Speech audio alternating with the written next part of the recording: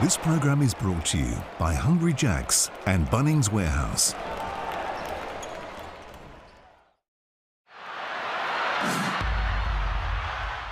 Massive game on a Sunday afternoon. Two teams trying to make the playoffs. Two teams who need to get the job done to ensure they get a place in the play-in tournament.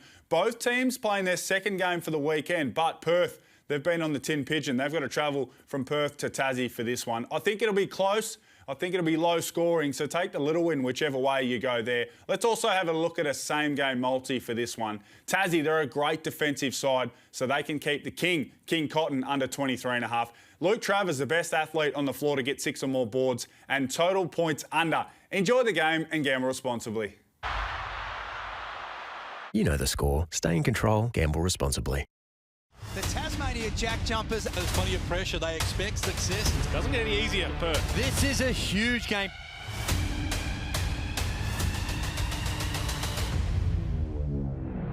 Doyle from long range. Milton Doyle, that's massive. He's not done yet. Travers upstairs. How recent. Wow. This has been a mighty fourth quarter from Tasmania. Kelly puts the emphasis on it. Wildcats have come to play tonight. This is where it gets very, very interesting. We've had 17 rounds of Sunday hoops here in the Hungry Jacks NBL, and this by far is the biggest of the lot. A doubleheader, both games with finals consequences on the line, and we start with an early elimination final. The Tasmania JackJumpers playing host to the Perth Wildcats. Both teams clinging to their chances to stay inside the top 6 and make the play-in series. The winner is going to be one step closer, and it gets a lot harder for the loser of this game. Great to have your company. Jack Heverin joined alongside Liam Santamaria and Andrew Gaze. Pardon the pun, Andrew. This is a whopper of a day. It's a big whopper, and you might have to throw in some fries and a drink along the way, because this is kind of an elimination final like you mentioned. The playoffs have started early, and the reason is on your screen. Look how bunched up it with. And the United did those teams in the top 6 a bit of a favour yesterday by coming up short against the Breakers. And it's not just also about qualifying, it's about where you qualify to give yourself the best chance. Liam, welcome to you. Tasmania turning the game teal for the second time. They did it in February, raised $27,000 for She, an organisation close to their heart who's doing great things for gynecological cancer. Yeah, great support for an important cause by the JJs. And cool to see during the warm-up some Wildcats players wearing the teal socks in support. Friday night, we saw Bryce Cotton, the King, in full Bryce Cotton form. We've seen him do some amazing things since he arrived on our shores. Friday night was one of his very, very best. Yeah, he's a very special player, and when it's most needed, he steps up and he delivered. You see the numbers there, 40 points, 11 of 21, and there's not too many, and I include those others in the MVP conversation that can rise to the occasion like Bryce Cotton can do. And it's not just about last night. If you look at his last 12 games, 26 points a game, 5 assists, and shooting the ball from the three-point line at over 40%.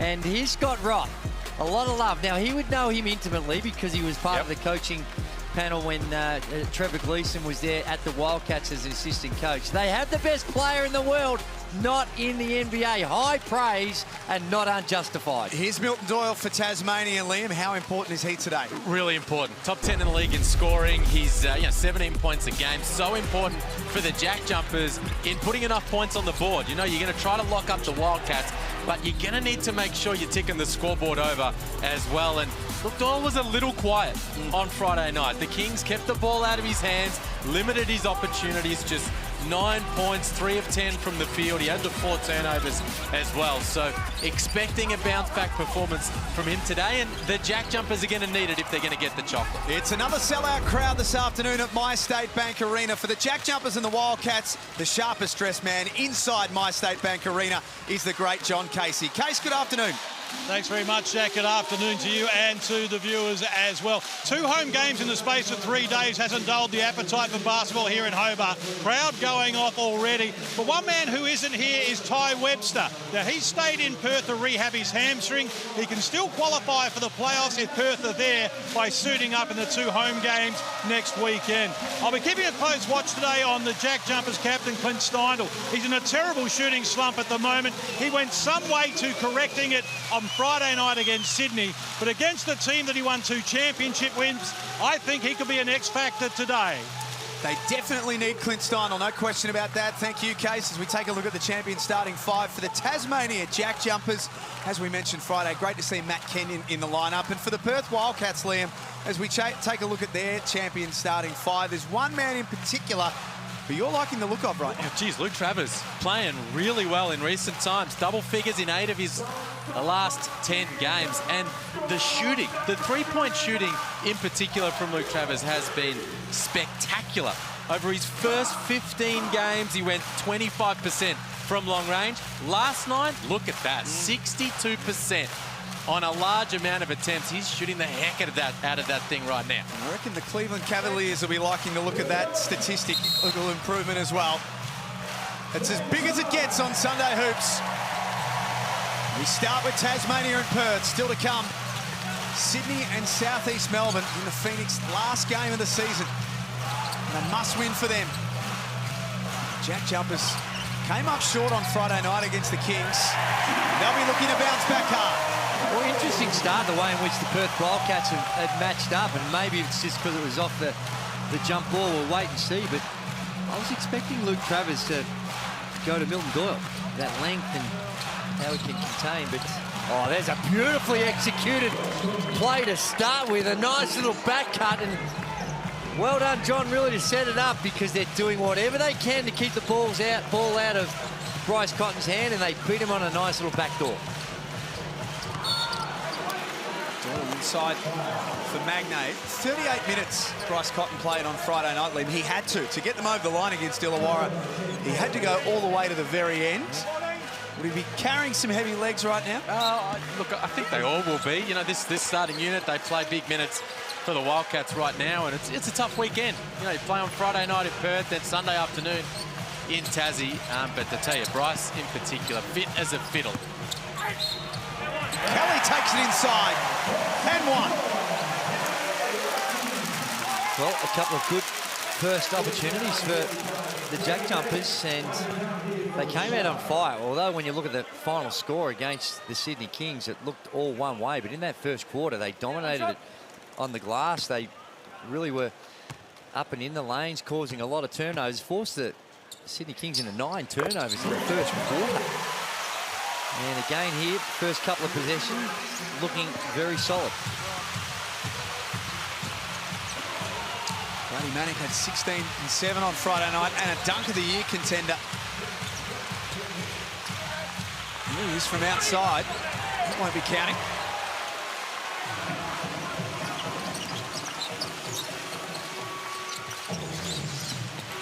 Doyle. His pass chopped off. Nice hands from Sean Thomas. And they reset with 9 on the clock. The jet for Magnate. He can't score from underneath. Sean Thomas takes care of the rebound. Third meeting of the season between these two teams. Cotton drives and forces Kenyon into an early foul. He's going to have to battle against a lot of physical defense, and that's part of what teams do. They try to wear him down. A lot of holding off the ball. Got to fight just to get from position A to B in the half court.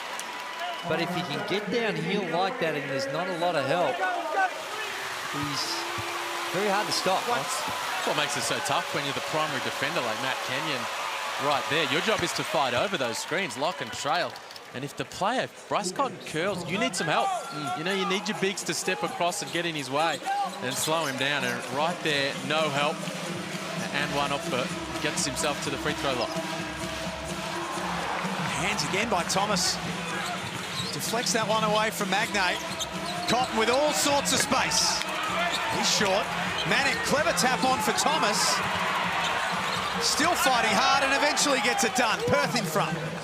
Well, rebounding's been one of the real poor areas of the Perth Wildcats throughout the course of the season, and that time there, they're playing volleyball with themselves on the offensive end, which would not be a pleasant sign for Scott Roth.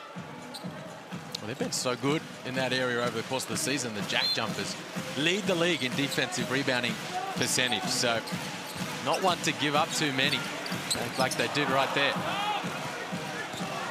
Both teams with 14 wins. We think that 16's the magical number to really take care of your position inside the top 6. Anything less, and it might be a case of starting to rely on other results.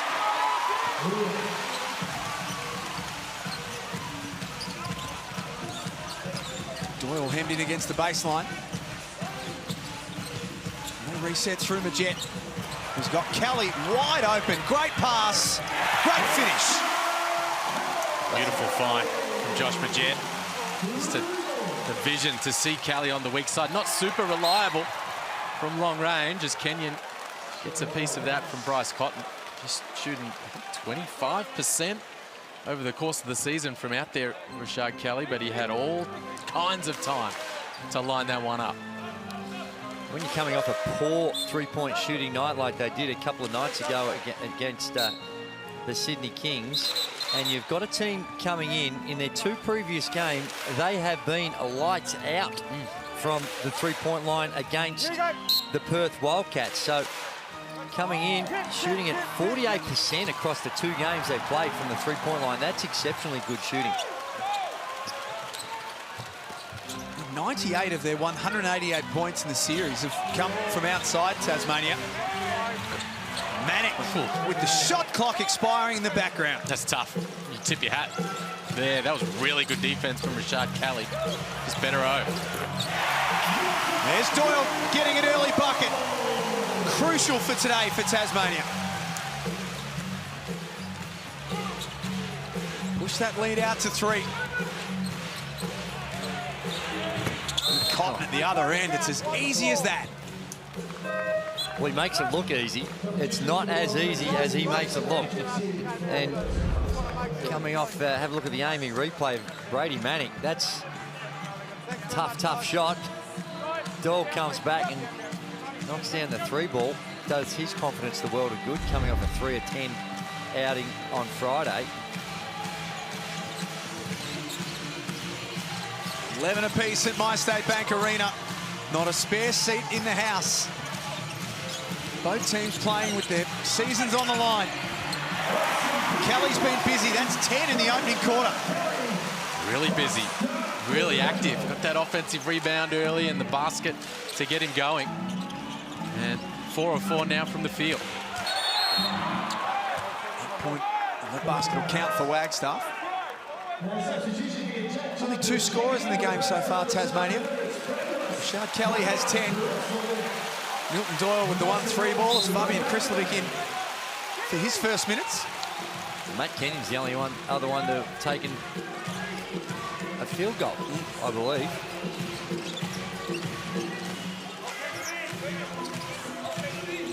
Perth winners by 20 on Friday night over Illawarra, but certainly not a game that they had all their own way. They did the damage in the 4th quarter. It's finished from the Jet. Meanwhile, the JackJumpers came up 14 short against the Kings in the earlier game on Friday. These 2 trading buckets. Good hit from Wagstaff. Instant offense off the bench. You know what kind of impact Wagstaff can have, but when he can add a scoring punch on top of his defense and his hustle, it's huge for the Cats. Kelly knocked that one out of bounds off a foot. Again, another really high-scoring affair when you play against the Perth Wildcats, giving up 15 points the first 5 minutes. And you look at some of these defensive efforts by the Perth Wildcats, and the JackJumpers getting into the paint, getting really everything they want offensively. Krislovic well short. Jack McVeigh in. That's something they didn't want, as I just No. say that. That's a setback. That is, I think, what they were looking for. 4 points for McVeigh on Friday. Season low for him. Wagstaff travels. I kind of agree with John, really. Now, there might have been a sliding of the pivot foot, but we have seen a lot worse than that not get called. And it does set a precedent that if they're going to call that, they might be blowing their whistle for travels quite a bit. Kristovic couldn't score. Nice D from Norton.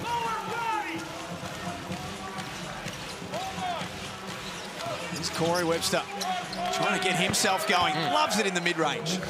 Jeez, he's been playing well. 18 points per game, Corey Webster, since New Zealand fired him up back in early December. And the whole season changed from the Wildcats from that point.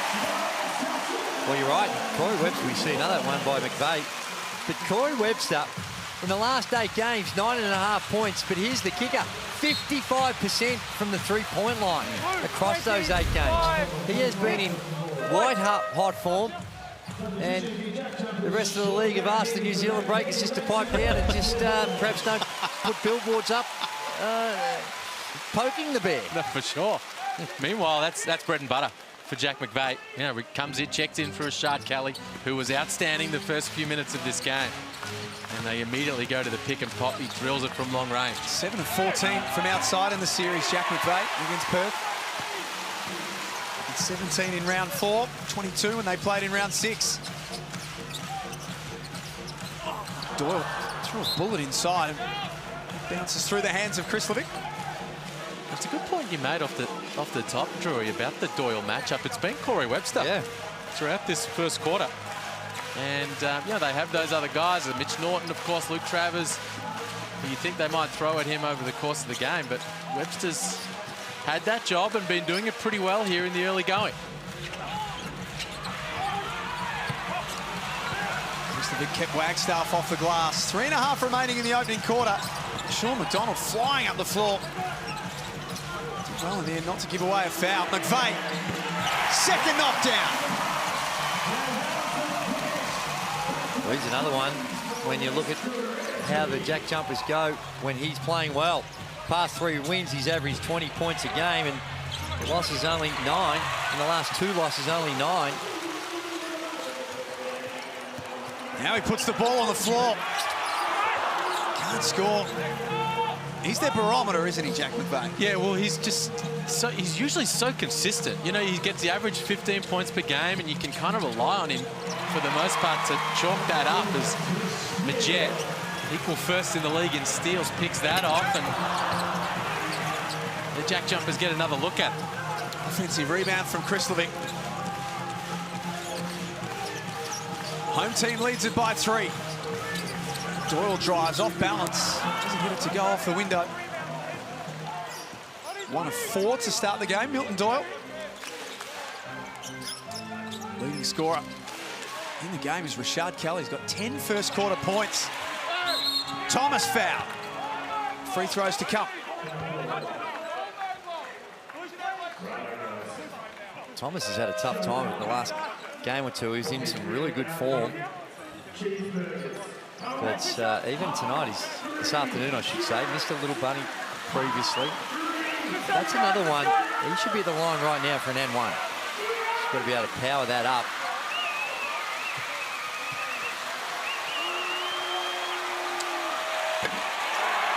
They were on weary legs last Sunday, Liam, the Wildcats, but Sean Thomas had a really, really tough day against Alan Williams. Oh, yeah, we sure did. 2 points, 3 rebounds, on the verge of giving away cheeseburgers right here. Disappoints the locals. And then, yeah, 10 and 6, fouled out in that game against Illawarra. They got the win, but, you know, he's something of a barometer for this Wildcats team. Those bigs, Manick and Thomas, when those guys come to the party, play hard, play well, it's a very tough team to beat. Jet, nice find inside. Kristovic went with the left hand. His first points of the afternoon. And Tasmania pushed their lead back out to 4. Closing stages of quarter number 1 at MyState Bank Arena. Cotton guarded by his former teammate Steindl. Gave it up, then got it back. He's just one step ahead of everyone else. Well, he was, and it wasn't like there should have been any surprise about what was happening on that possession. And even then, no weak side help. Sure, you got to do a better job of containing him. But say every now and again, you're going to need some weak side help, and there was absolutely nothing there for them. Krislovic left open. No good. McVeigh on the offensive glass. It goes. Love it. He loves it. Jack McVeigh, and so he should. I mean, this is what they're built around. You know, this what happens down the other end here with Bryce Cotton, where he's able to get past Krislovic, and there's zero help from anyone, anywhere, all the way to the cup. That's not JackJumper basketball. That's not how they operate. So Scott Roke won't be happy with that. But down the other end, this all heart, all effort on the offensive glass. 3 points the old-fashioned way for Jack McVeigh. Michael Harris coming in for some first quarter minutes as Mitch Norton makes his way back down into the change rooms. Case will be all over that. Might just be a little toilet stop. Stop off at the potty. Ooh. Sorry, there's toilet training going on at home at the moment, so that's a key word in our house. The Jet on the move from a long way out. Boy, she's feeling good. Josh Majette just sees the defense sagging off a little and lets it fly. Thought he was Tyler Harvey for a moment there. Thomas at the other end, denied by Magnay. Big couple of minutes to finish off this quarter by Tasmania.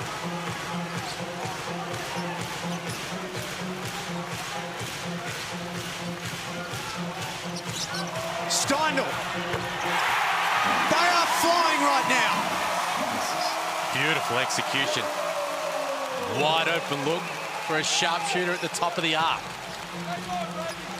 Cotton with one chance to minimise some of the damage. Magnay got him again. Two of the biggest minutes of the season so far from Tasmania, and they take a commanding lead into quarter time, 32-21. As Josh Majette jacks that thing up from the Derwent, and Clint Steindl follows suit straight after that. Huge opening quarter by the home team. You're watching Sunday Hoops in the Hungry Jacks NBL.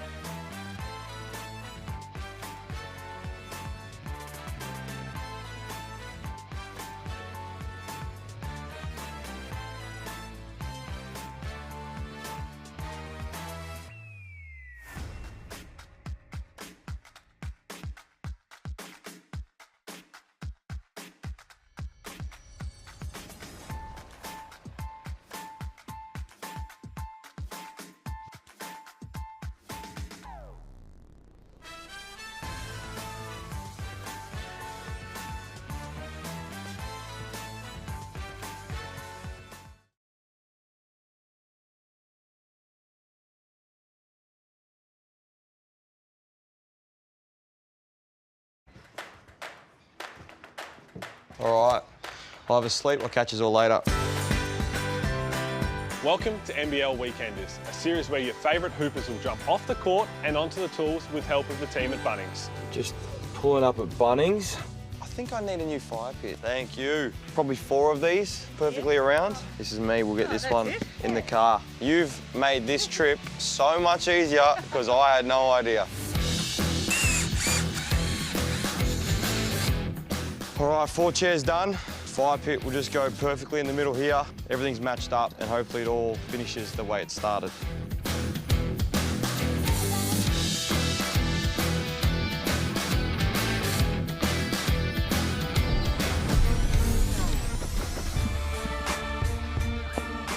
There's very little separating the JackJumpers and the Wildcats until the last 2 minutes of the opening quarter.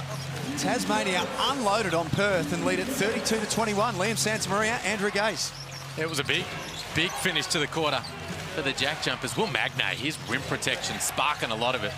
Josh Majette, great first quarter for him too. 5 points, 3 boards, and 5 assists in that opening term. Corey Webster got his man up in the air. That rattles out. John Casey courtside.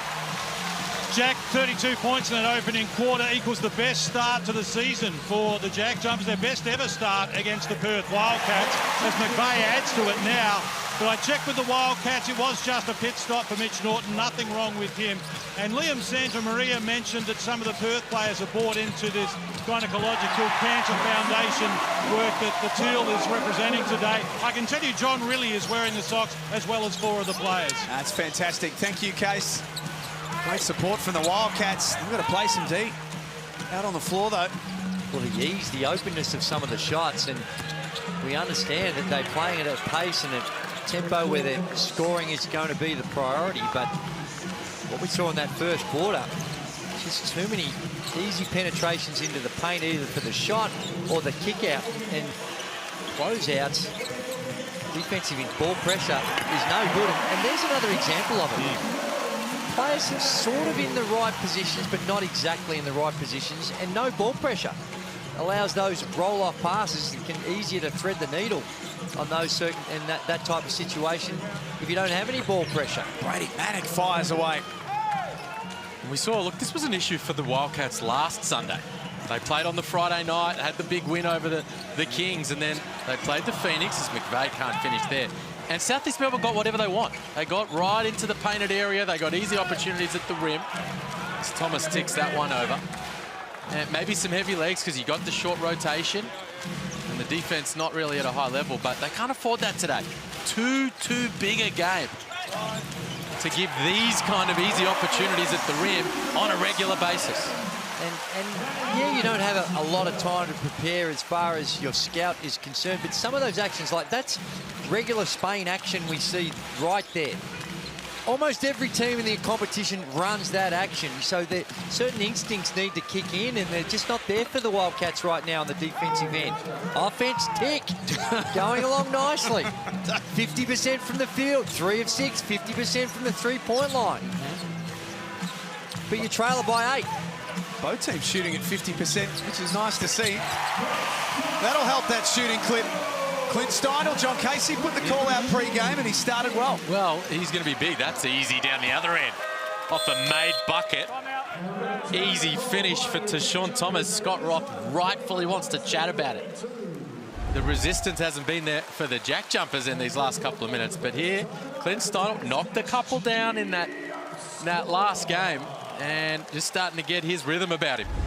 Bryce Cotton has 9 points. He's one of the game's leading scorers so far. And Case caught up with him pre-game and they spoke about the pressure that's been on Bryce and the Wildcats in these last couple of weeks as they try and make the playoffs. I think you just embrace the challenge. I want to say between us, Tassie, and Phoenix, we've been swapping spots for the last 2 weeks or so. So it's a testament to this league, how tough the ladder is.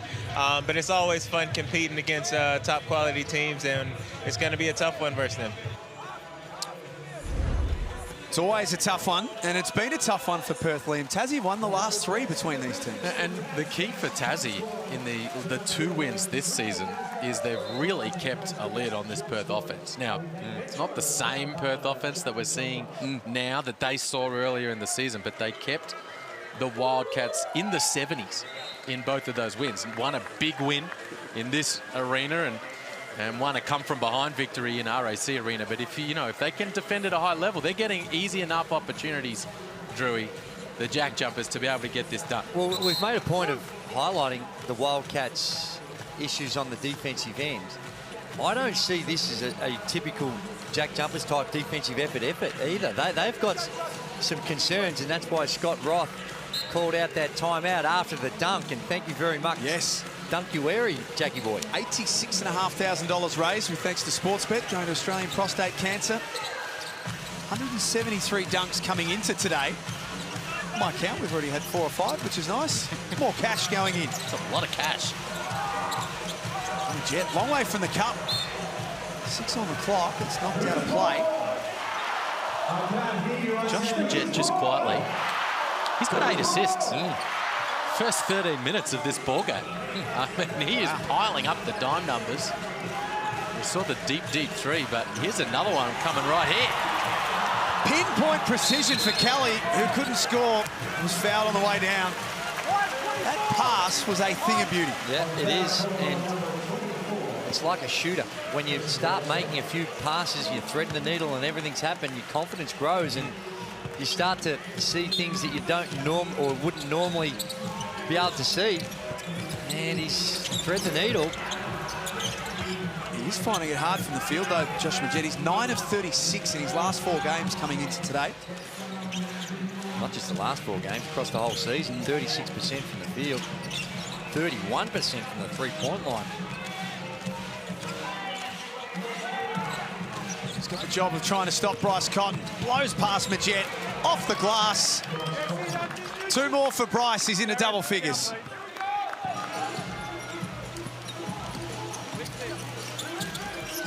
It's off the back of a 40-piece, as you can see on Friday night. Krislovic got a little lucky. 500 more for Dunkery. Good hands, good read there at the end from Krislovic.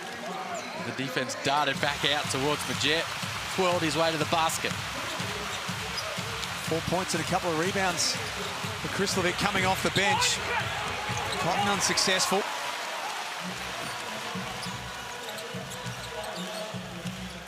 Fourth versus 6th here in the Hungry Jacks NBL. Both teams desperately needing a win. Doyle banks it home with 1 to come. Well, they haven't found the formula yet, have they? They're still keeping that scoreboard ticking over.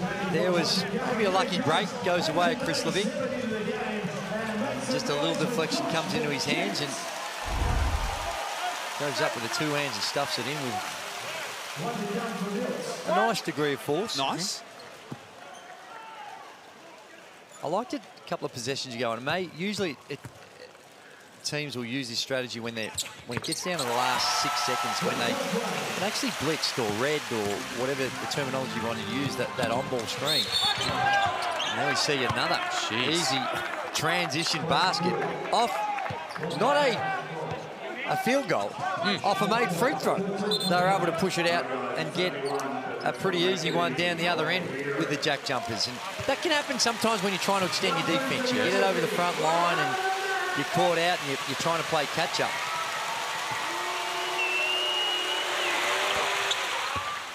Wagstaff with the extra, but your point earlier was a good one, Drewy, that those sorts of breakdowns are not what we're used to seeing from Tasmania, who are normally so meticulous at the defensive end.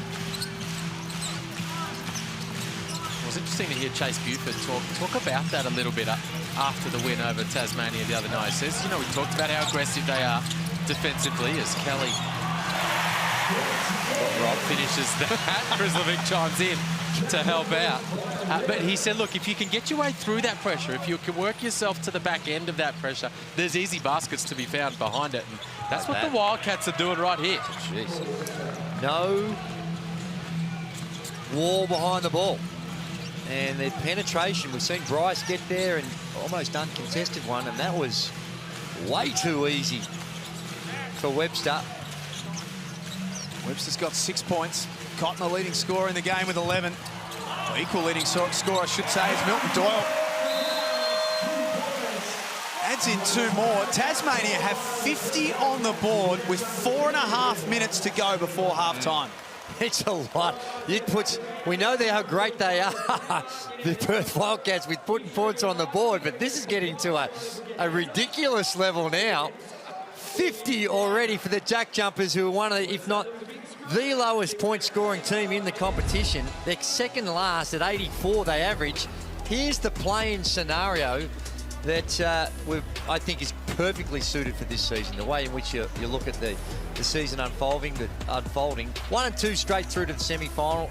Comfort zone, very nice. 3 and 4, just a little bit more relaxed, particularly if you're third in a one-off game against the fourth place team on your home court.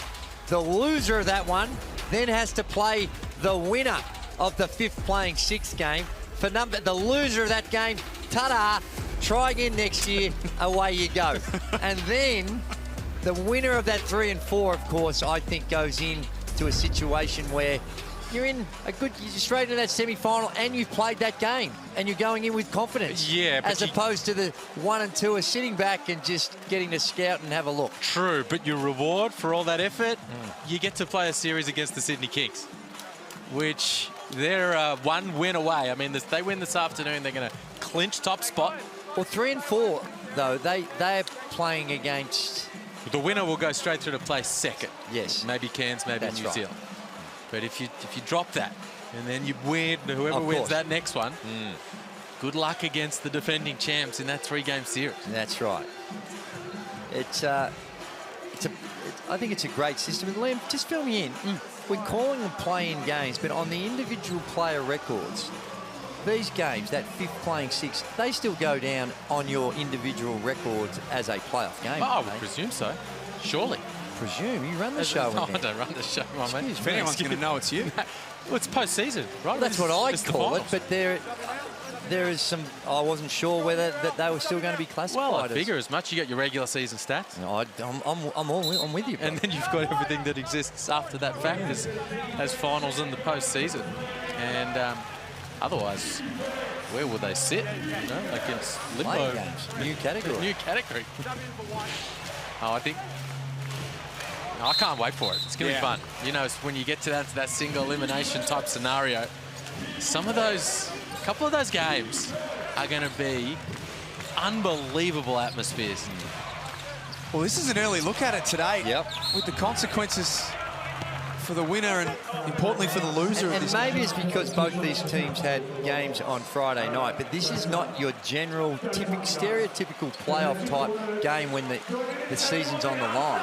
Because you normally in those types of games, the defensive pressure, the in-your-face, really ball pressure all over the place is what we normally come to get accustomed to when you're in the playoffs. And hey, if you don't make the playoffs, Jack, maybe the players, are they eligible to enter into the little Shaquille O'Neal Probably not. extravaganza that we've got going at nbl.com.au? Your grandma or your mum or someone to enter for you, shack.nbl.com.au, as Gazy said.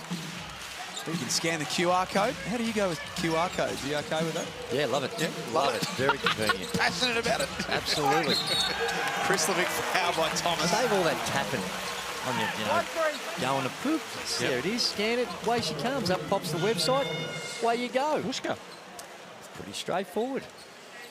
You talk about the approach, the style we're seeing in this game.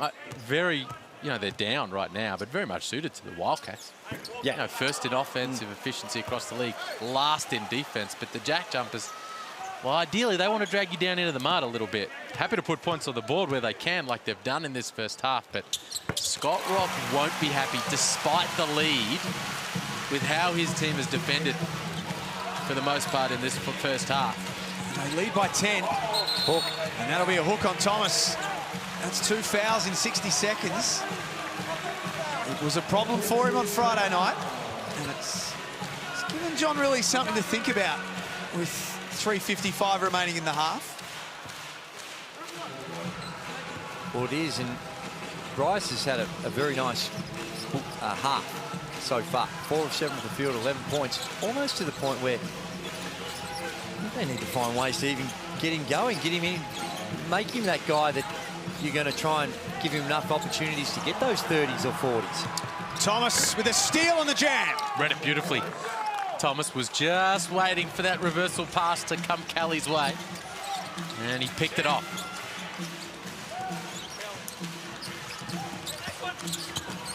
Krislovic's played some good minutes. Cotton snatched it away.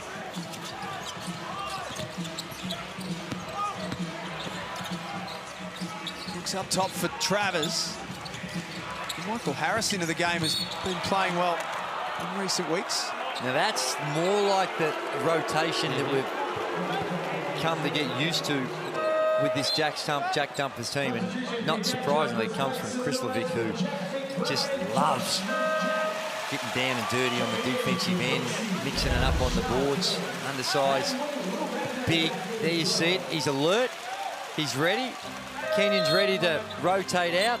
Did much wrong. It was all the sort of stuff that you want to see when you're in the film room and you're telling what you guys to do, to how to handle those situations. They did it pretty well. And the foul goes against him. Yep. But Scott Roth will be fine with that. His third team foul, no free throws. Take it out, try again. 51-43 at My State Bank Arena as we continue to celebrate the inaugural Champion Pride round.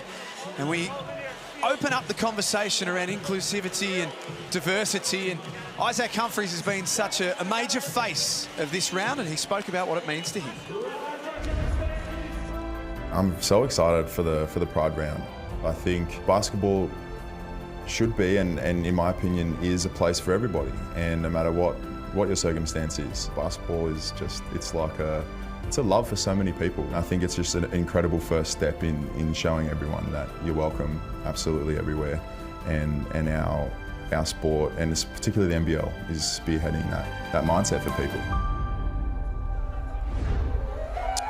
It's been a wonderful initiative from the NBL to make it happen for the first time, and I've spoken to so many people, Liam, across the week who have said what a great job, not only the league but all the individual teams hosting games, what they've been able to do. Yeah, no, for sure. And hats off to Isaac Humphries as well, just in terms of his leadership in this space. We spoke about that earlier in the season, but certainly around this week as well, he's become a real leader in the area, and you can't help but be really impressed as Corey Webster kisses that one off the glass, and all of a sudden, late in this second quarter here, the Wildcats just working their way back into this ballgame. And Corey Webster now working his way into it as well. 8 points on 80% from the field. Have they almost been able to convince Tasmania to play a certain way, Perth? Because Perth are very offensively minded. I'm sure Scott Roth won't be happy with giving up 46.5. No, absolutely not. And you're right, there is an element of do that. Who can impose their will on the game more than the other? And Perth have shown they have been extraordinary doing it the last month and a half. Even in this one, they're trailing it right now by 5, but they're shooting it at 58% from the field, 3 of 7 from the three-point line, and would be feeling quite comfortable with where they're at, despite trailing it by 5. Yeah, it's really just the fact that the JackJumpers have knocked down a few more looks from long range. Yeah. That's the difference. It's given them a lead in this first half. And that'll be the message from Scott Roth, saying, hey, fellas, we can't approach this as if we're going to just outscore this team. We got to get back to playing the way we play. And, you know, it's funny to be saying about that about a team here that's winning by 7 at this point in the game. Yeah. There is a comfort zone here for the Wildcats right now. Webster for 3. No good.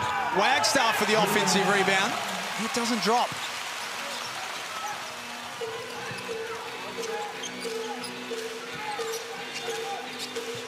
Magnate spent some time as a Wildcat. Hand off to Kenyon, who dances his way through and scores. They just split the gap, came across, read it perfectly, and went to the basket. Again, another example of how easy it is. There it is. Bryce Cotton might have copped a hit on the knee by the look of it.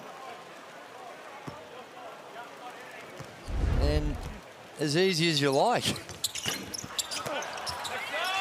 Kenyon can't make the extra guess the big question, Liam, and we spoke about this a bit on Friday night in the Wildcats game over Illawarra. If they get there, their deficiencies at the defensive end, is that going to stand up come playoffs time, if they get there? No, I don't think so.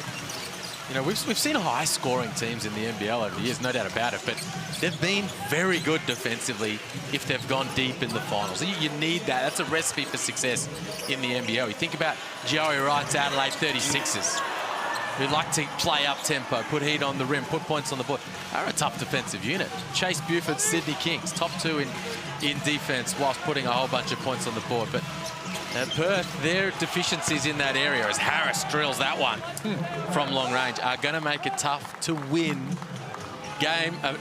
numerous games in the cut and thrust of the play. No, that's true, and the issue is the talent, the offensive talent level of those teams in the finals is not that much different offensively than what you've got out here with the style of play and the personnel that the Perth Wildcats have got. McVeigh steps inside, knocks that down comfortably. 13 points. He's the game's leading scorer.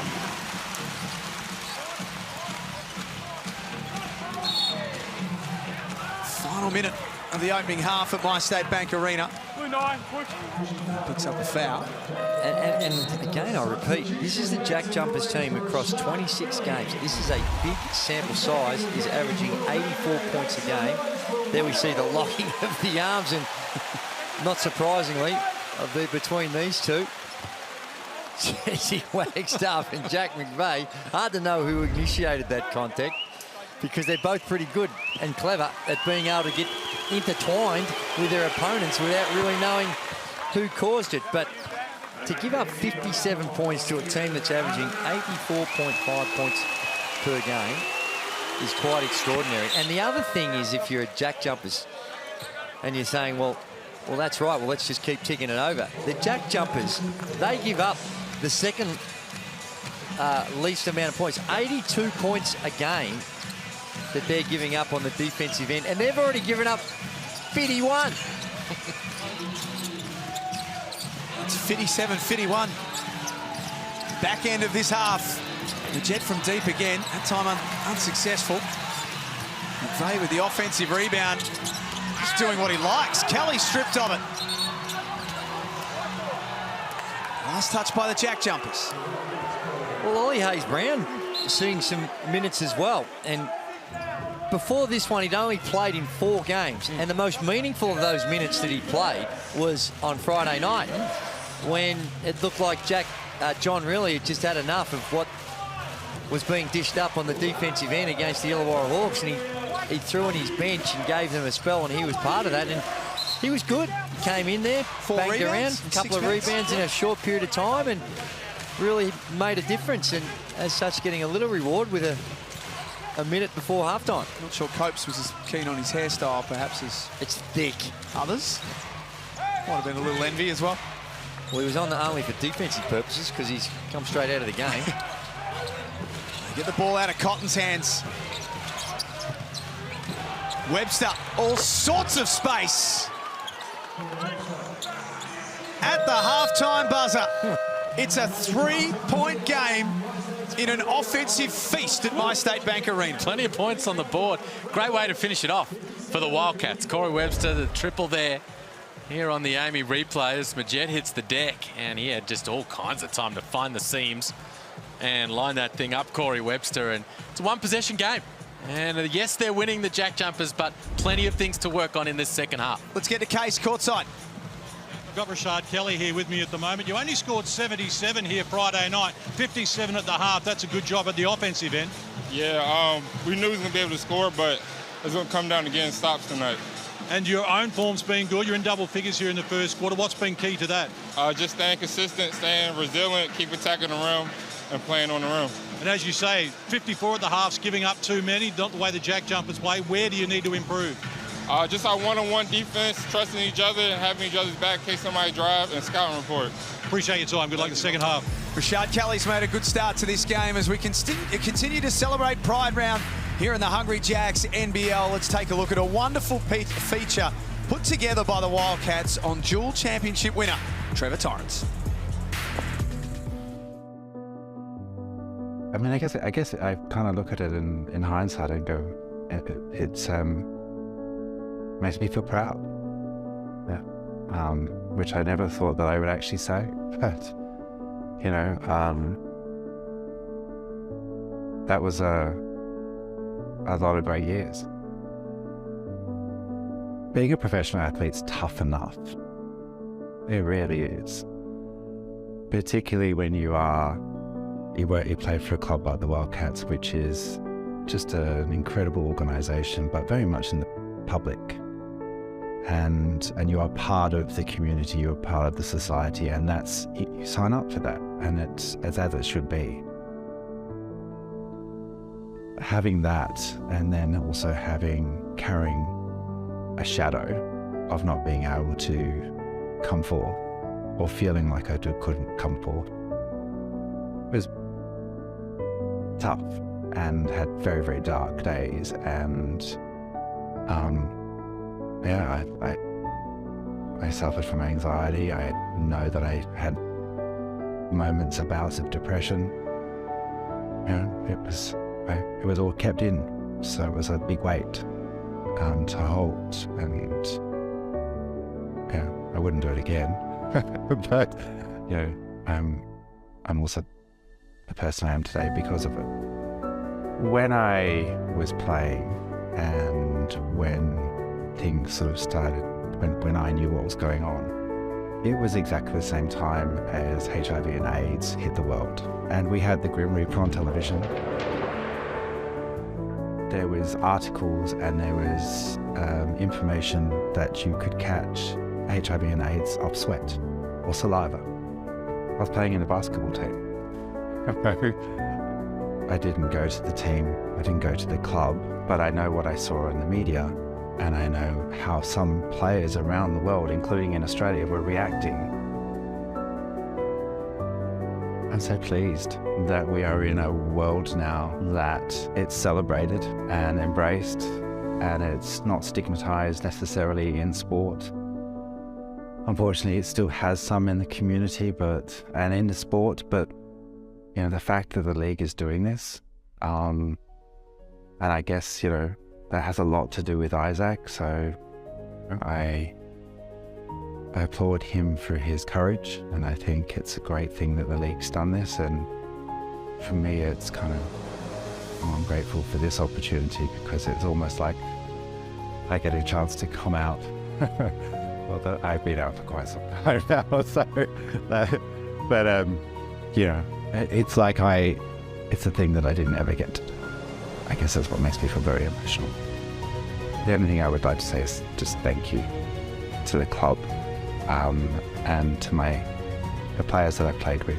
I need to acknowledge that they probably all knew, and yet not one of them ever pushed it, asked, inquired, tested, and they always had my back whenever I was abused, and whenever people used to yell abuse at me, whether we were overseas, interstate, or even here in Perth. They were right there. They would stand right by my side. So I'm incredibly grateful to them for always being there, and to the club.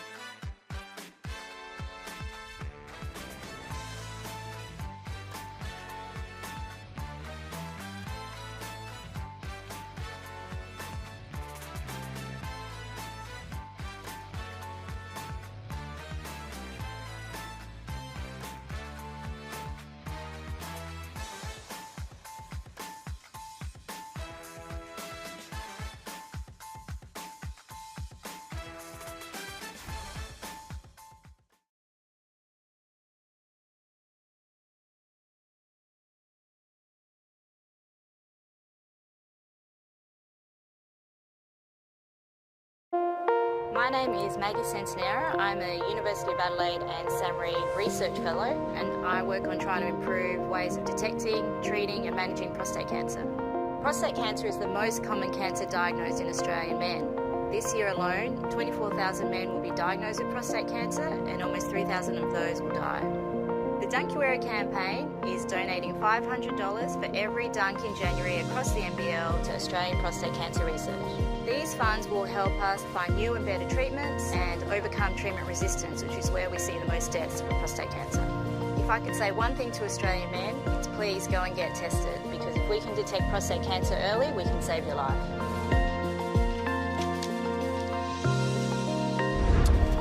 It's a fantastic message, no question about that. Please go and get tested and checked.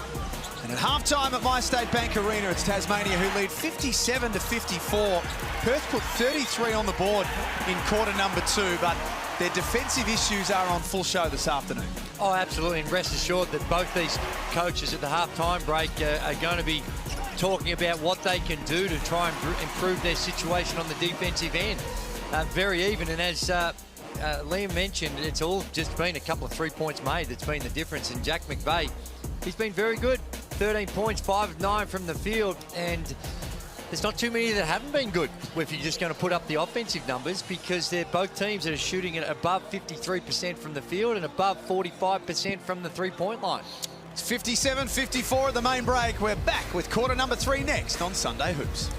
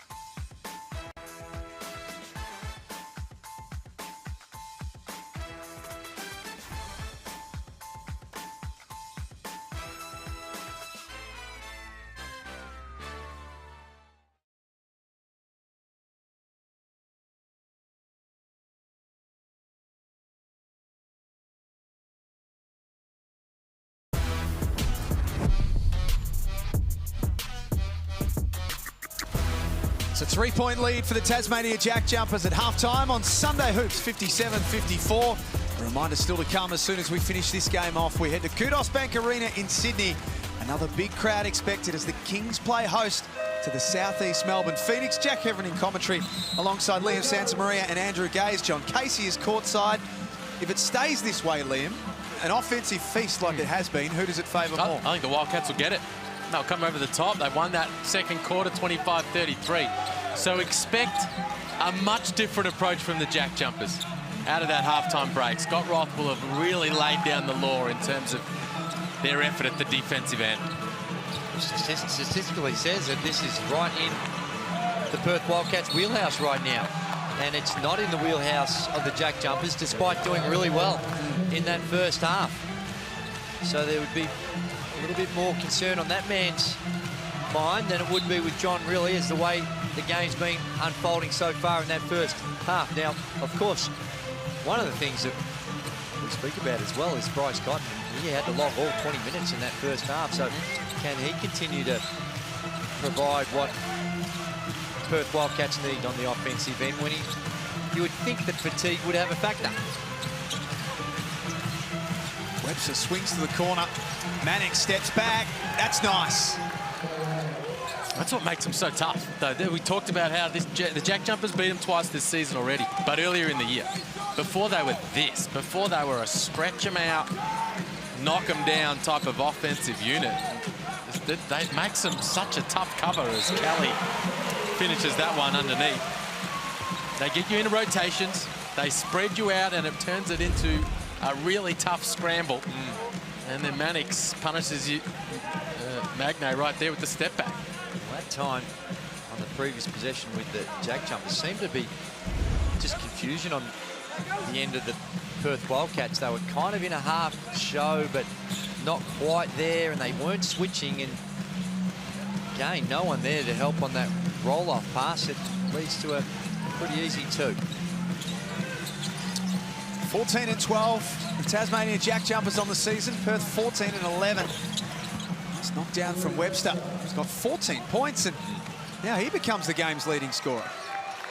Well, the evidence suggests that they're not going to go away offensively. No, sir. Doyle outside. That's off the front of the iron. Nice work by Kenyon. Gives Tasmania another look at things. Inside, Magnay. All sorts of holes in Perth's defensive structures. Good ball movement. One thing to have the holes, the other thing is to expose it.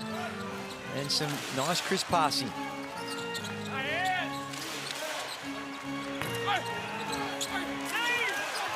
Thomas took on 3 JackJumpers and 1. Good effort from Thomas. Jeez, he's been active in this one. He's got the 13 points, 7 boards, couple of dimes, couple of steals. Out there having a really good impact. 4 players into double figures now, Perth. The Jet dumps it off to Magnay. Here's Cotton. He's got a bit of strapping on that right knee. We'll get down the case in a moment on that one.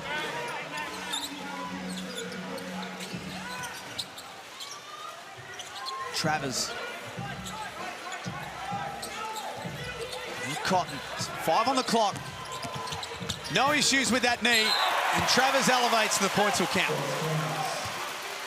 Well, they switched late there, the JackJumpers, onto Bryce Cotton, and Doyle, he does the right thing. He says, all right, I'm going to turn you into a driver. You're going to crawl in, take away the 3-point shot, but he opened the gate a little too far.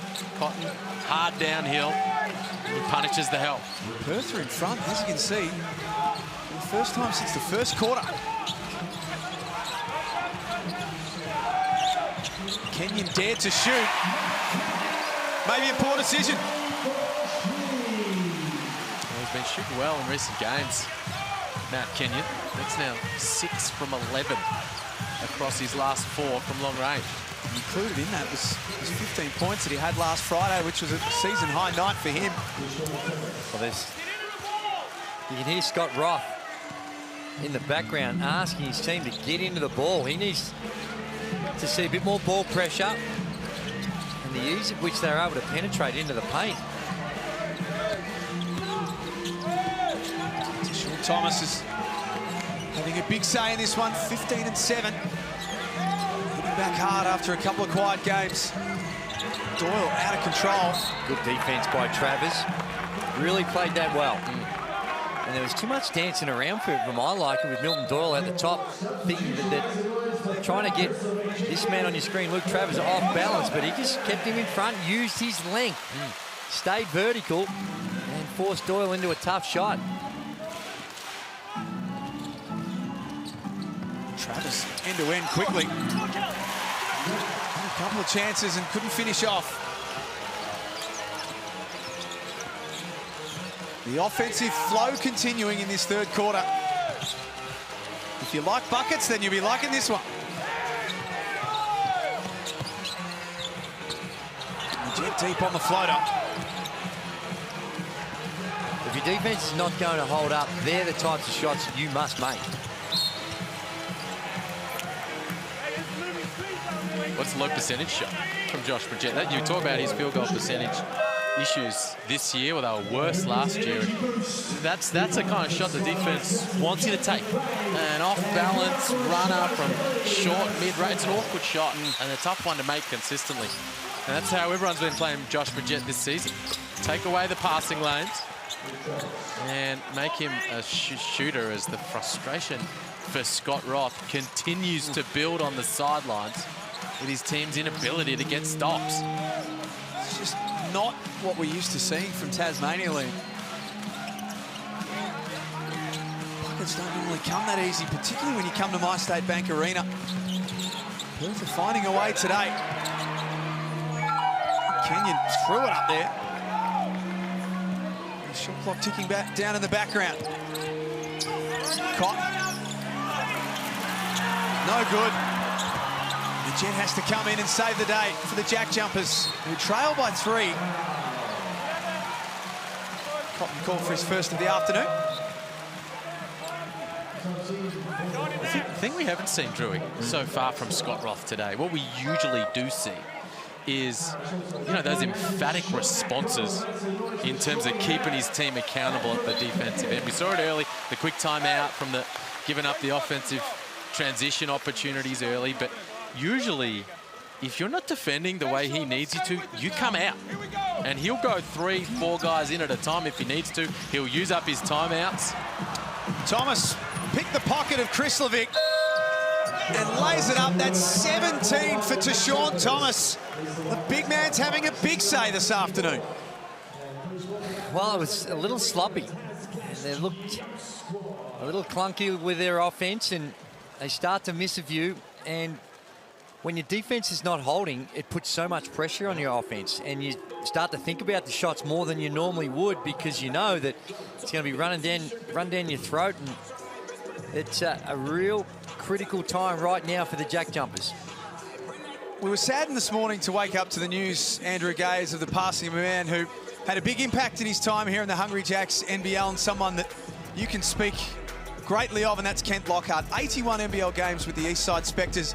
Later on today, South East Melbourne will be wearing black armbands to pay respects to the passing of Kent overnight. Yeah, just a terrific man. He came out here and didn't have a long season, a long time in the NBL, but certainly made a very significant impact. And I got to know him really well as a youngster coming up through the ranks, because he was a gym rat. He was down at the old Albert Park basketball stadium all the time, and he just wanted to play basketball, wanted to play one-on-one and Friday night pick-up ball. And really sad news to hear of his passing, and condolences to the family and all those that he touched throughout his life, of which there were many. Absolutely, well said.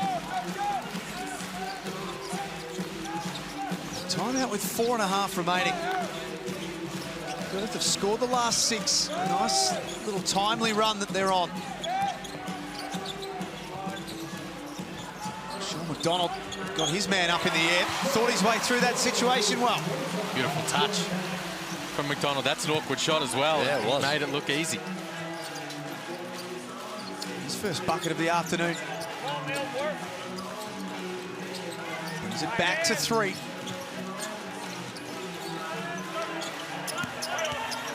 Shot from Michael Harris. A bit better defensively there. That first possession out of the timeout from the JackJumpers. Everybody sliding their feet, sitting down and staying in front of the ball. The Jet, McVeigh, McDonald, Chris Levick, Doyle on the floor for Tasmania. Thomas, Norton, Cotton, Harrison, Wagstaff for the visitors. Perth get the ball back. Cotton sees an avenue to the basket, high off the glass. Direct, straight line drive, and just blowing by the on-ball defender. And really token help coming at the last moment that when you're dealing with Bryce Cotton is going to be ineffective. 71-66. Doyle needed that. Well, he did. They needed it at the offensive end, and he was the one who broke down defensively down the other end. So cuts it back to a single possession game. Doyle up to 11. The Jet stole it away. As Liam said, equal leading in the competition in that statistic. Doyle went back to back and couldn't.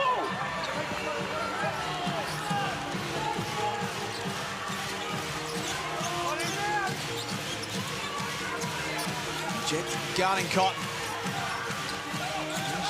Give the ball up. Harris is not shy. He'll keep shooting. Well, he's not, and he threw up a brick prior, and then he had a turnover. So Harris didn't hesitate on that shot at all. And when you've had a couple of minutes like that, you don't normally expect it. But here's Doyle knocking down the three ball. And I really thought after that one, he building up some confidence. There's the one I was talking about with Harris. That was a quick trigger. And he's still reflecting on some of those moments by the reaction after making the basket. But the last three where Milton Doyle just launched from a metre or two outside early in the offense, to me, that's where, I know scoring is an issue, but get into that grind. Grind them out. Get those you can get those shots in the last 6 seconds of the set as almost as easy as you can in the first 6 seconds. So trying to take the wind and the momentum out of this, which clearly the Perth Wildcats have gained.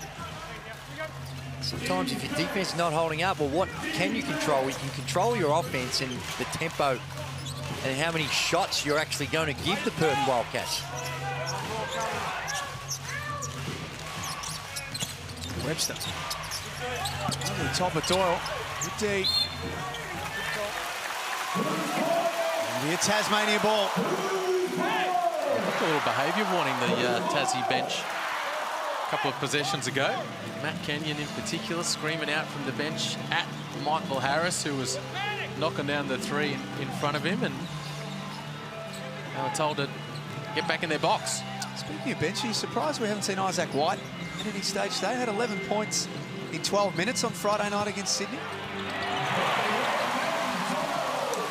Yeah, I am a little bit, given what we've seen. But I think this is Scott Roth just doing whatever he can to find some defence. Yeah. I'm probably a little more surprised when you think of those hard-nosed guys that they've got the best out of. Jared Bairstow is one of those players that has played a bit throughout the course of the season, and given that those characteristics.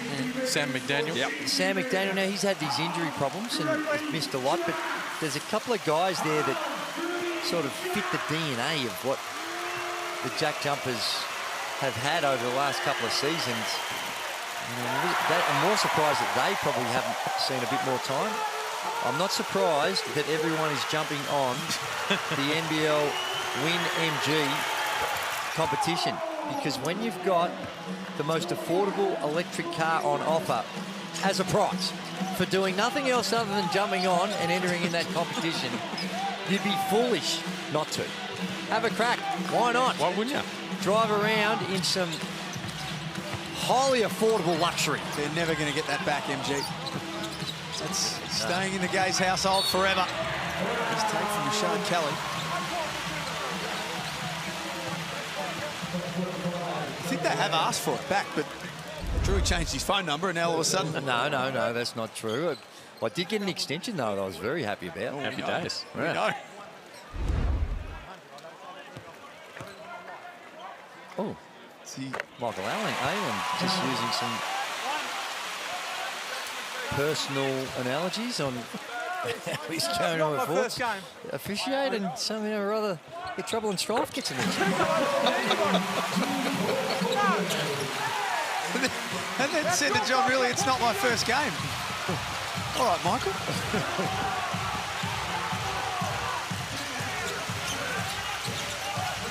Perth break the track. Last minute of quarter number 3. Webster's had a really big afternoon. There's 2 more. They just keep scoring. They've continued to score at a good clip throughout this third quarter, the Wildcats, and gone from a double-digit deficit in that first half to now looking pretty comfortable out in front. Ditto, everything you just said about the Tasmania JackJumpers, with the only exception being they're not in front. But they are very, very close. 3-second differential between the game and shot clock. Cotton gets the ball back, and McDonald all up and in, whistled for the foul, and free throws to come. He's only had Bryce 9 field Cotton. goal attempts, Bryce Cotton. So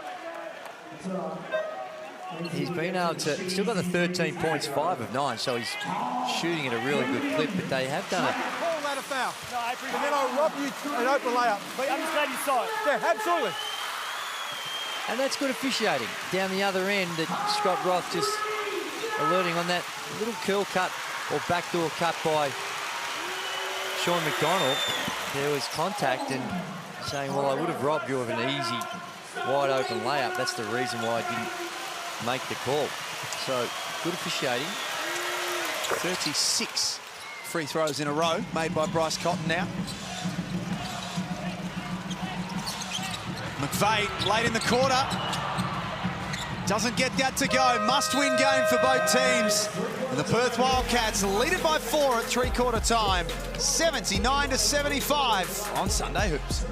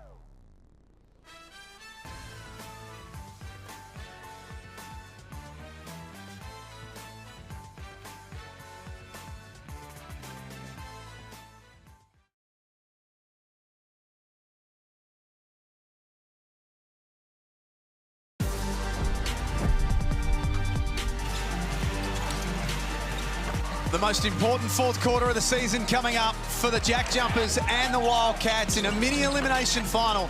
Perth leads 79-75, and since quarter time, they've outscored Tasmania 58-43. Look, they've continued to score, the Wildcats. Meanwhile, for the JackJumpers, they're slowly drying up. Had 32 in the first quarter, 25 in the second, just 18 in that third term. And the Wildcats, as a result, getting on top. They're punishing them both ways. If you don't help, they're getting to the rim for the easy two. And when they do help, the kick out and the efficiency from the three-point line, 8 of 17 for the Perth Wildcats. Very nice spin and finish. I guess the other thing for Perth, it's not total reliance on Bryce Cotton today.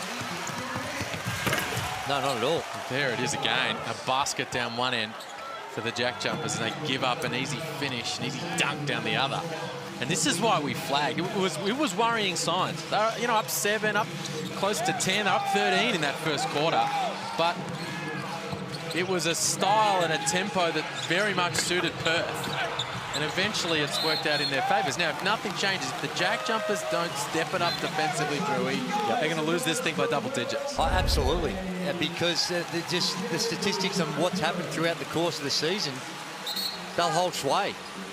And it will be the Perth Wildcats. They'll get there 100, 105 in that range.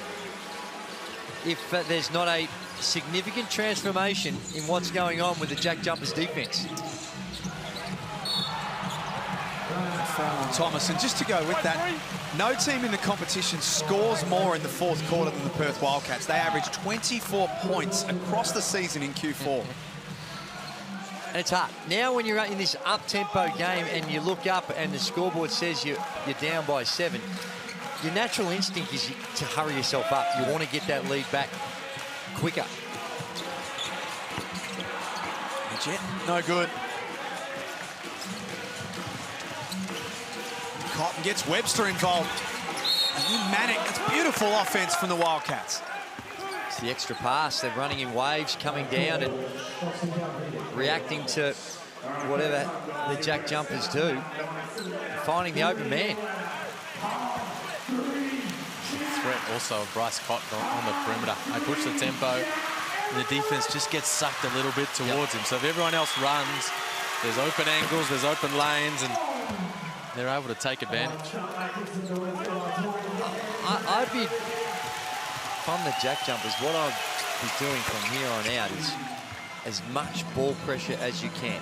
And fatigue's a factor for them as well, although they didn't have the trouble. They had a game on Friday. But I'd be testing the limits of the officials here on every single possession.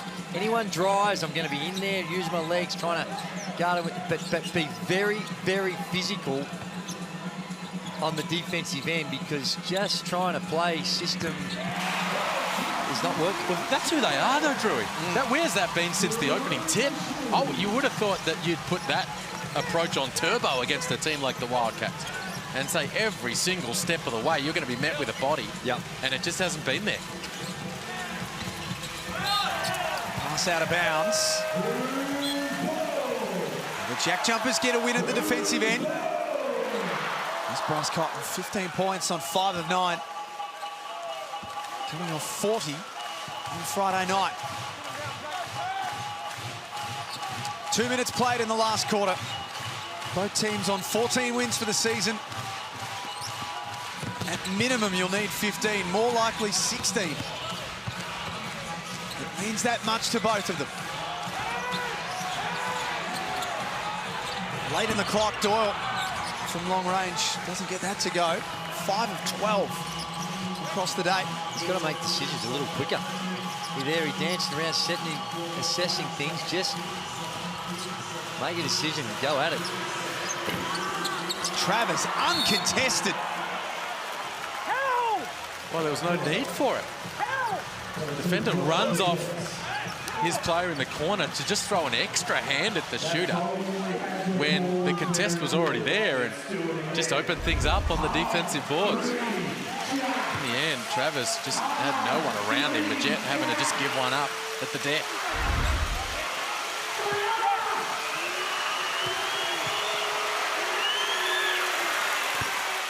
That's the first. Spoke about his three-point shooting before the game. 38% across the season before the round started. A big improvement from the 25% that he shot the three ball at last season. Game changer. Game changer for him and his prospects moving forward, going to the next level. It's no doubt the swing skill for him moving forward, but huge for this squad as well. The fact that he's knocking it down so consistently. Been a big reason why Perth have become the #1 three-point shooting team in the competition. Shooting at 37% across the season, 44% today. Nice challenge from Travers. Magnay picks it up and stuffs it. 88-82 at My State Bank Arena. Nice hands from Magnay. Comes up with a big defensive play. And maybe here they go. They're close enough, the JackJumpers. And they haven't really fully engaged this Ant Army so far this afternoon. No, they haven't. Because the trademark style of play hasn't really been there for most of the night. But if they can piece a couple of stops together in a row right here, things will start to get very interesting down the stretch. Still to come, the Sydney Kings take on the Southeast Melbourne Phoenix. Phoenix last game of the season, and they simply have to win. There's no two ways about it. That was out for McVeigh. 6.5 minutes remaining.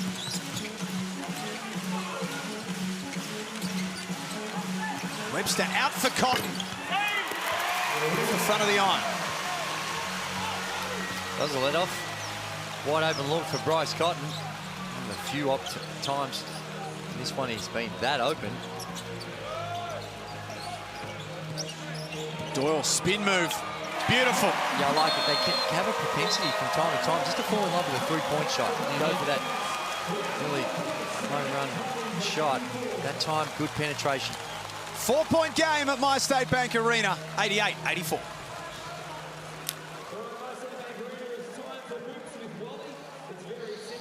This game's still very much up for grabs. And John really knows it, feels it, and wants to do something about it.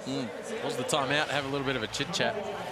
And you're right, Drewy, that the good decision there from Milton Doyle, but also, as you mentioned before, the quick decision. Didn't stand around and play with it as the shot clock was winding down. Just got on the attack, wheeled and dealed his way to the rim. What an enormous moment this is in the context of this entire season, not just for these two squads, but for Melbourne United, for Southeast Melbourne Phoenix, for all those other teams around these groups, waiting to see how it's all going to wash out. Both these teams need 2 more wins to get to 16 wins. And a big one up for grabs right here.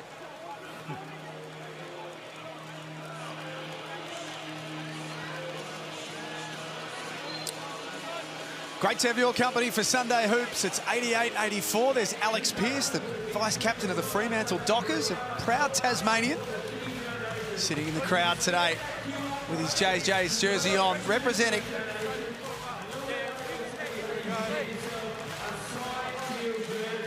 Okay, just a weekend off, perhaps. Just a quick little chop out. Just go home. Big game for his hometown team. Absolutely. Drew's not happy he's not running laps. We're getting to the sort of pointy end of pre-season. Just before we get into the... Just have to send a fax or your thoughts to the Dockers. Not at all, I'm sure they're... Back on the track. Use the QR code. Loves the QR code. Love it. Whooshka. Cotton. At that time, Rashad Kelly, who started the game so well, 10 points in the opening quarter. 11, in fact, has 14 for the game. Might have some big minutes to play down the stretch. Doyle swings to McVeigh, who's got a happy knack of knocking down fourth quarter buckets. Was huge. When the Wildcats had that little buffer, it's a lot easier coming down, making those perimeter shots when you've got a nice little 8-10 point buffer. Now, there's more scoreboard pressure, change the mindset of the Perth Wildcats. Webster stepping back on Steindl. Tasmania head down the floor to take the lead. And more defensive pressure and more physicality, better blockouts from the JackJumpers. And all of a sudden, look at the tempo. This is a JackJumper style game all of a sudden here in the fourth quarter.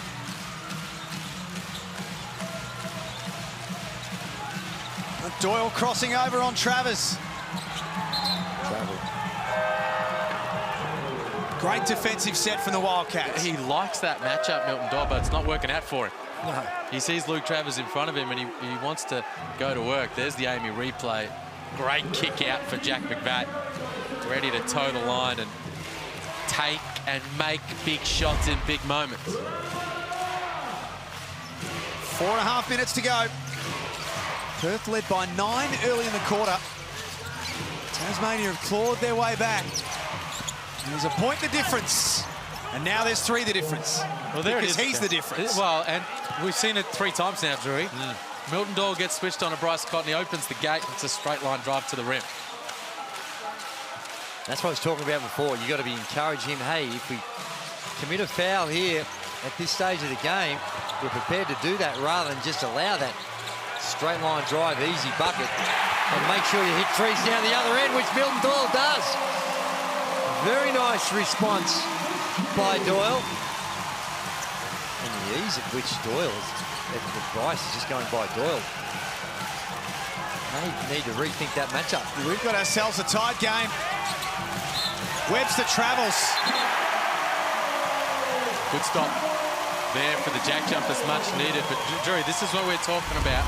We've seen too many times here for Milton Doyle in front of Bryce Cotton. And that is as direct drive as you can get. Really no ball pressure. At the very least, Milton Doyle's got to chase, wave his hand and try and cause a distraction, even if he's got to come from behind. But prevention's better than cure. Slide your feet, kick him out of the paint. Easier said than done. That's what he has to do. McVeigh back out to Majet. He swings to Doyle for the lead. Perth dodge a bullet and get possession back. Yeah, really good look for Doyle. He's just knocked one down. Thomas off the front. Gets his own rebound. Can't score though. That's a good contest from Doyle. Just walled up there in front of Sean Thomas, and the JackJumpers made it tough. Surrounded by 3 guys. Kick that thing out. Majet for 3. Tasmania in front. My State Bank Arena comes alive. Oh, big plays. Big plays in crunch time here from the JackJumpers. The ball movement is on point. Nobody getting selfish. Nobody trying to do their own thing. Create an advantage, kick it around, find the open shooter. Some of them have gone missing, but a couple. One from McVeigh and this one here from Josh Majet have found the bottom of the net. 3rd triple of the game for Majet. It gives Tasmania a 3-point lead in what does now really feel like a play-in or a playoff type game, because here is the situation. The ladder as it stood coming into this game, 4th versus 6th.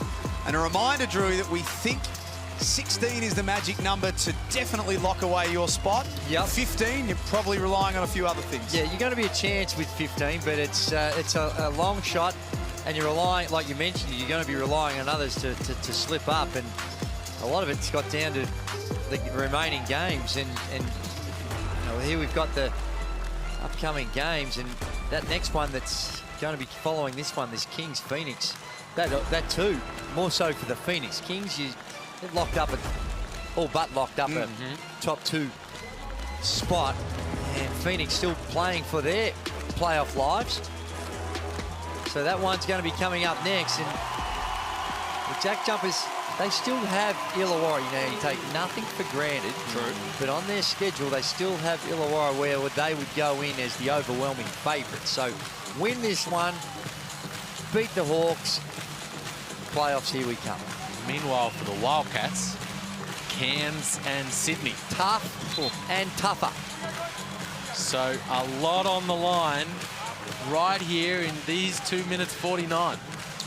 The only advantage for Perth is they're both at home next week, but still, it's Cairns and Sydney. And really, we've been saying this the whole time. The minute the scoring dries up for the Perth Wildcats, you don't really have a lot of confidence in what they're doing defensively. In this quarter so far, only 11 points. Big 2 minutes 45 remaining. That is a great possession out of the timeout for Perth. Good execution. Steindl got held up on the screen, and Kelly wasn't aware. No help. Easy finish underneath for Travers. They needed a bucket, and they get one, Perth. Cut the deficit back to 1. McVeigh catch and shoot. Wagstaff comes flying in to drag in the rebound.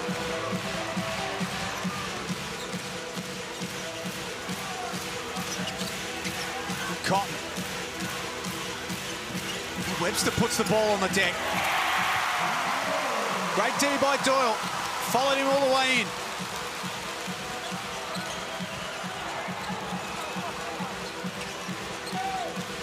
Jet knocked down that big 3 to give them the lead. Feed inside for Kelly.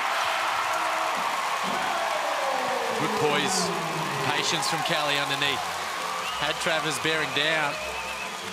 Ready to send him away, and he got him up in the air. They're really good at execution. This has been really composed and a tremendous response by the Jack Jumpers in this last quarter. 5 players in double figures now for Tasmania. Perth have got 6. The ball in the hands of the best scorer this competition has. Swings to Manick in the corner. He can't make it happen. Less than 90 seconds to play at MyState Bank Arena. Huge possession coming up for the Wildcats. They need to stop.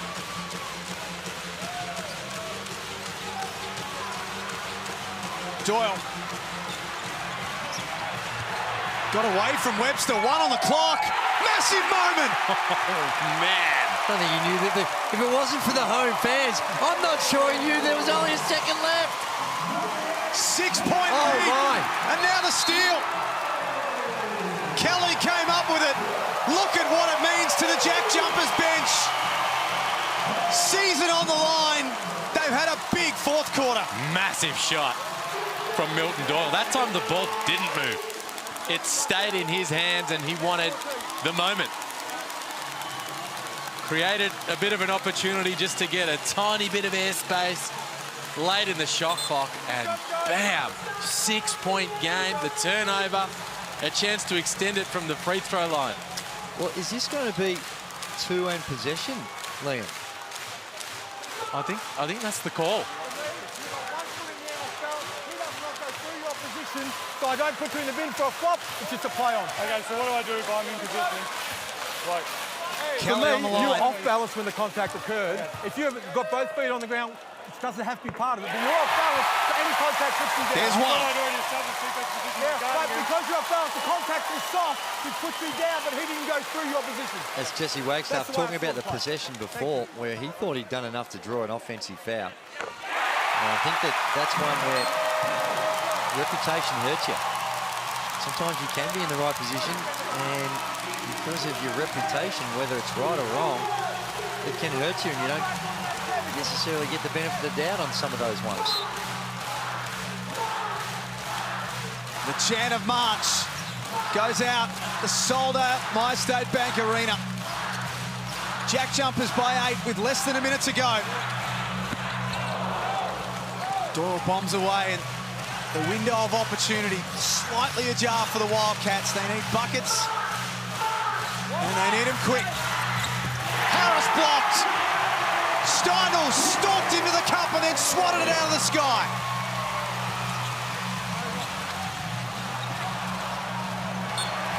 A 13-2 run when it matters most. Almighty fourth quarter performance. They've given up just 13 here in this fourth. After 33 in the second, after giving up 25 in the third. They've churned up the D in the big moments, and their home crowd loves it. John really left to wonder what could have been. They took a lead into the last quarter, led by 9 in the early stages of Q4. They've given that up and have now put their season in serious jeopardy. Jack Jumpers wind the clock down. Steindl wants a slice of it.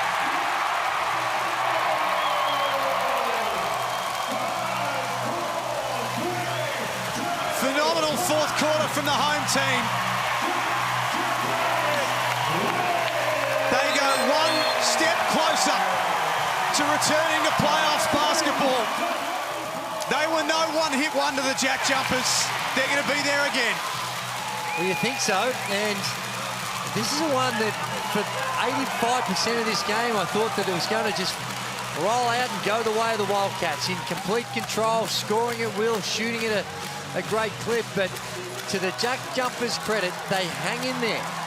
Perth got a little tight and were able to keep him to 13 points. And look at Scott Roth showing plenty of motion, and as he should. He understands how vital that win is for the JackJumpers. And I love it. Love to see the reward you get from an important win. You can see the emotion, not just from the players and the coach, but from the fans.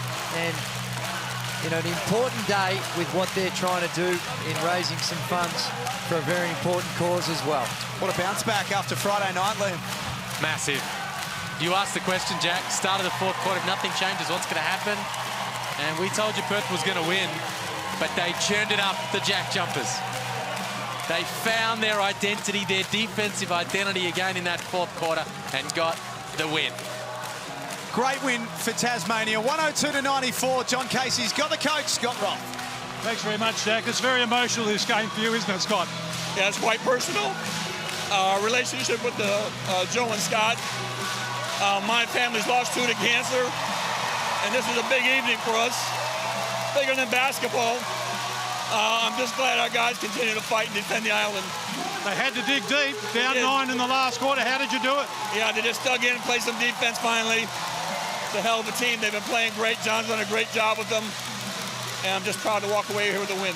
In the huddle, it was all about being together. That was the word you were using. You wanted that unity. Yeah, I think it's what we strive here. Culturize to build something strong and the people can be proud of.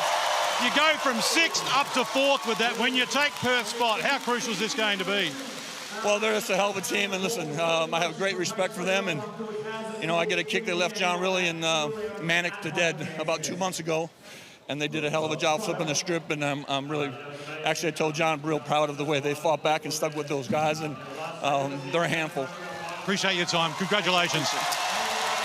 Well, not a huge handful for the JackJumpers anyway. They're 3-0 against the Wildcats this season, so they've come up big. Yet there's going to be a little question mark. No Ty Webster, perhaps that could have had another bearing, but you know, a very important game. They come up with a very important win.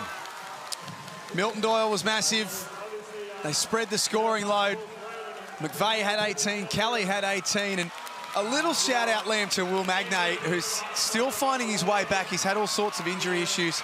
10 points, 4 rebounds, 3 big blocks as well. Played a good role. Yeah, he did. His rim protection was huge for him at various times, and, you know, sparked some runs, some defense into offense. He wasn't on in crunch time, though. They went with a different lineup, a more versatile lineup that got the job done. But the man who was crucial when it mattered most was Milton Doyle. He's our Foot Locker player of the game, and he's alongside Case. Congratulations, Milton, Foot Locker player of the game. It's a $250 gift voucher, but I think the win means a whole lot more. Yeah, definitely. Thank you. Thank you. Tell us, it was a slow start. You only had 3 in the first quarter. Your shot wasn't there. How did you fight through that and come up big late? Just taking what they were giving me. I had some good looks in the first quarter, just missed them. Got the same looks in the second half, some fell, so lucky shots, I guess. You're down 9 in the last quarter. Tell us about that fight back. What was it driven by? The spark from the bench. Everybody came in, did their job, brought a little energy, and it helped the first 5 get going. And tell us about the big shot that you hit in that last quarter with that 3. Were you aware the shot clock had almost expired? Yeah, I knew it was like 2 seconds on the clock. I just had to get it off, so it was a good look. A little separation. He had his hand down and went in.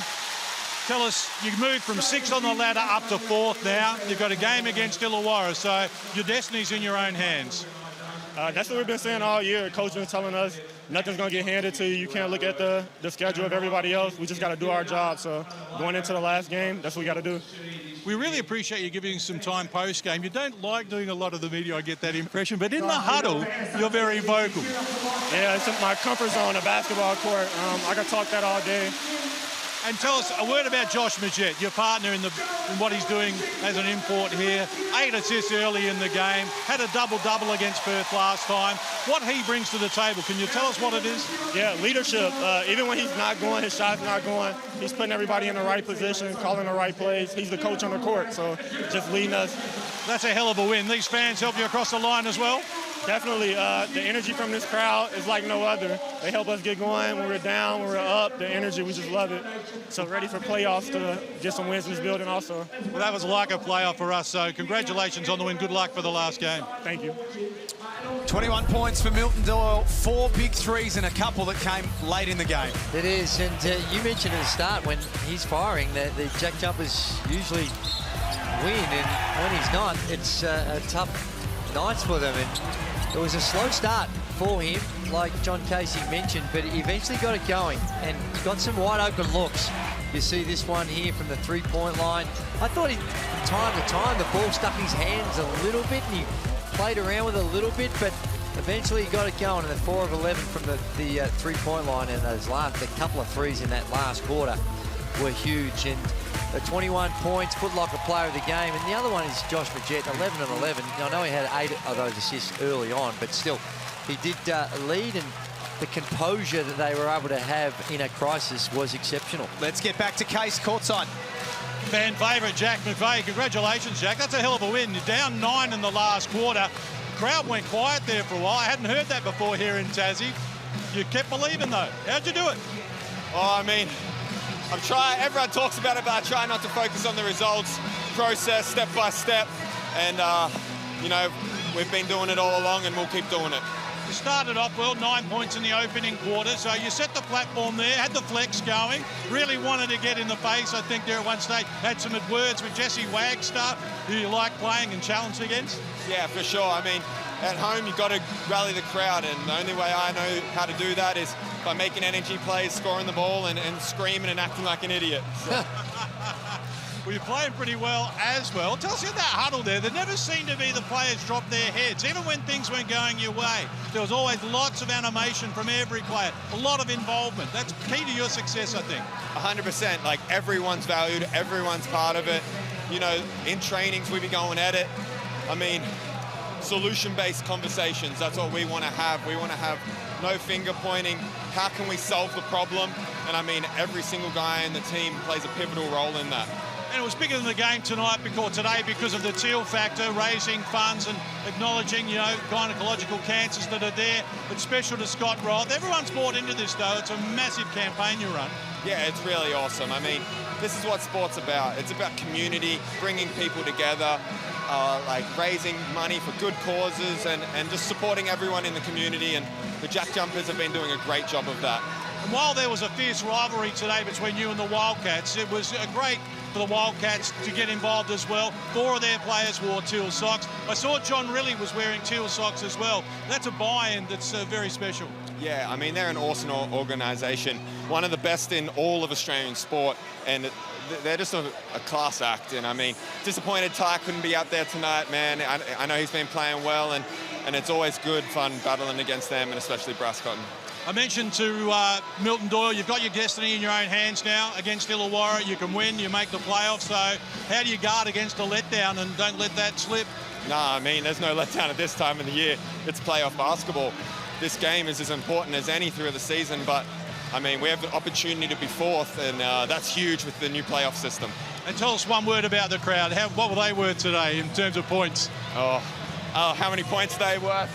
Oh, probably 8. Probably would have gone to overtime, but no, they're unbelievable like always, man. And it's truly grateful to be out there playing in front of these people. Oh, we love your work. Congratulations, well played. Thanks, heaps. Appreciate you, my guy. I think they were worth a lot, the JackJumpers crowd at the back end of that game. Huge win, and they make it 15 wins for the season now. 102-94 at MyState Bank Arena.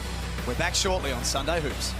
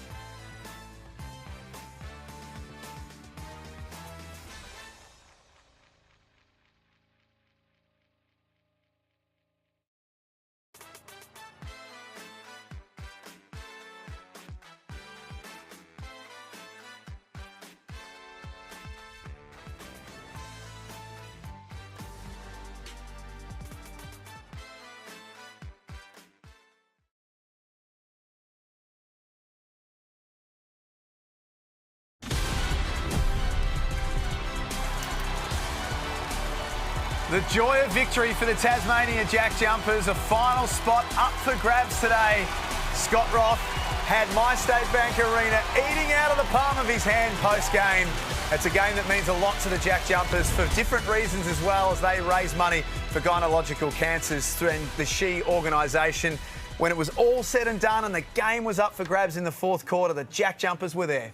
Well, they were, and I'll be honest, I had some doubts from them. They got down 9, I think, early in the fourth, and the way the game was unfolding, it didn't look good for them. They were able to knuckle down. They were able to apply some of that defensive pressure, and ultimately the Perth Wildcats, they went off the boil a little bit in that last quarter as well. They had some looks that they'd been making earlier on, and perhaps a little bit more intensity by the JackJumpers, and of course, the home fans and that home environment, it does help a lot. And in those circumstances, it was the JackJumpers doing what the JackJumpers have done since they've come into the competition, and that is in big moments, come up with some big plays. And it was Milton Doyle and Josh Majette that they were right there. Jack McVeigh was superb.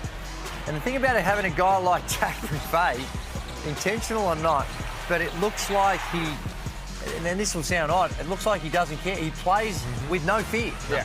And that fear of failure is not there with him. And as such, he plays loose and he comes up with some really big plays like he did in that fourth quarter. And they've got 3 guys that are willing to take those shots and feel good in those moments. Majette's happy to let it fly in that situation, McVeigh and Doyle. And there you see the match stats. As a result, look, 44% from long range. That really picked up in that fourth quarter.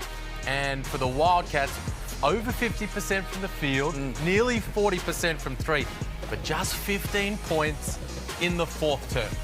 The JackJumpers pieced stops together. They turned up their effort at the defensive end. They pieced stops together late, and it was enough to get over the line. We're going to take a look at the updated ladder in just a moment, but on the Wildcats, and there's a lot of the Red Army watching. You've only got to jump on Twitter to see that. Did they let one slip today? Oh, they did, in my view, because they played themselves into a winnable position. And there's those, you look back at, well, was it fatigue? You know, Bryce Cotton having to play and he logged the whole entire 40 minutes on this one. That's unusual in this day and age. It wasn't so much in another generation gone by, but it's unusual in this day and age because of the intensity at which teams are going to play at. And so, yeah, they did let one slip, but if I'm a Red Army fan, they've got another 2 games coming up. Yes, they are against the top 2 teams, but their fate is still in their hands. They win those 2, and they're in. Here is the all-important ladder. Reminder that we've got Sydney and South East Melbourne next.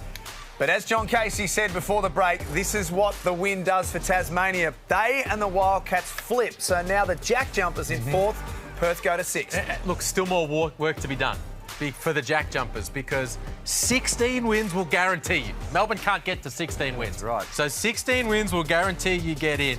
And 15, it's going to come down to percentage. So Phoenix, they have a chance to lock themselves in this afternoon against Sydney. The JackJumpers in their next game against Illawarra. And the Wildcats with Cairns and Sydney still to come. So some more twists and turns around the corner. But you say that, but let's take the worst case scenario. They lose and United win. That percentage on the right there, still very much in favour of the JackJumpers. So they'd be feeling pretty good about themselves. My maths is no good, so I don't know. When you talk about 3%, I don't know whether that's a 30-point win or a 600-point win. But I know it's sizable. Sizable indeed. This is sizable. Coming up next, the Sydney Kings on top of the NBL ladder.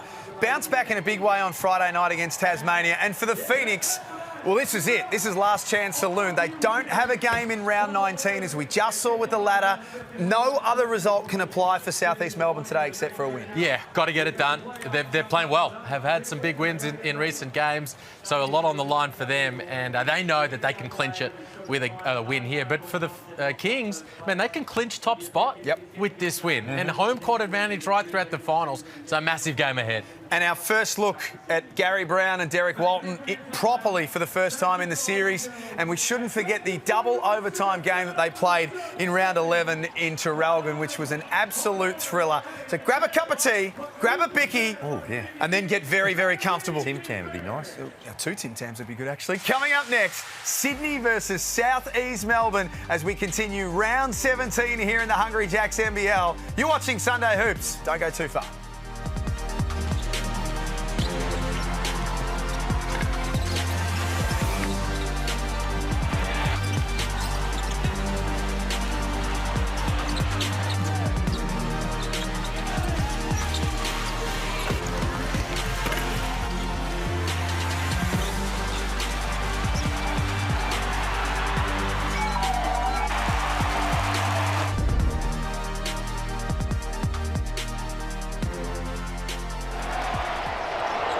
This program is brought to you by Hungry Jack's and Bunnings Warehouse.